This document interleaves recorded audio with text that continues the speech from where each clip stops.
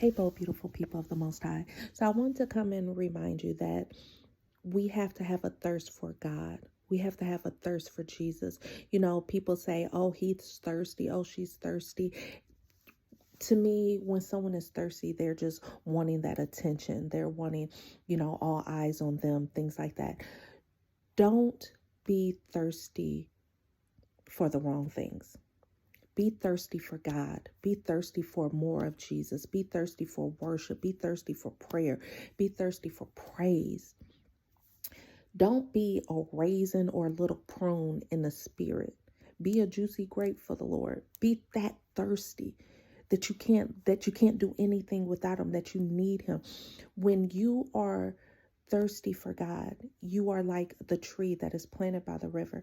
You are soaking up all the nutrients. You don't have to worry about where your next meal is coming from. You don't have to worry about bills being paid because you are by the river. You are a tree planted by the river that is constantly sucking up all those nutrients.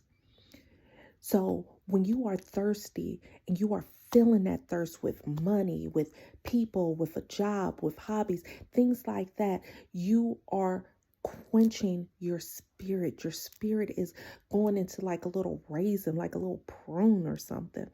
Stay connected to God. Get that thirst from him. When you are connected to God, you don't have to worry about nothing.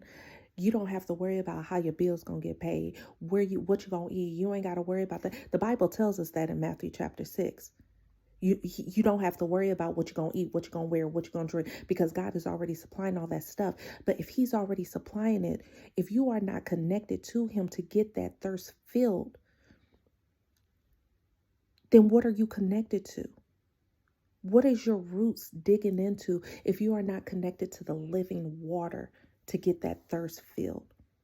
Now, Jesus, when he died on the cross, he died for all of our sins. He died for all of our healings. He did for all of our salvation. He died for our peace. He died for our joy. He died on the cross and he achieved everything.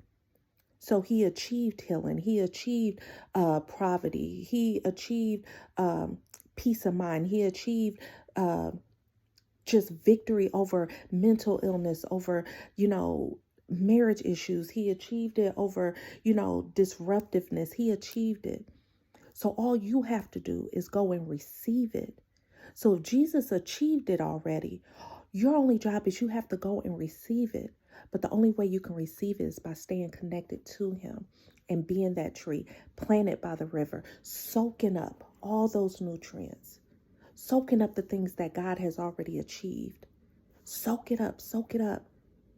Receive it all because Jesus is like, here, I've already done this. I've already died for your healing. You don't have to be sick. I died for your healing. You don't have to be broke. I died for you to overcome poverty. You don't have to be confused. I died for your peace of mind. You don't have to be stressed. I died for that. So if he's already died for it, he's given it to you. All you have to do is receive it. But in order to receive it, you have to stay connected. You have to be thirsty for Jesus. And when you're thirsty for Jesus, you will be that tree planted by the river, soaking up all the nutrients. Remember who you are. Remember whose you are. Remember to stay connected to God so that your thirst can be filled. I love you so much. That's your Minute with Ty.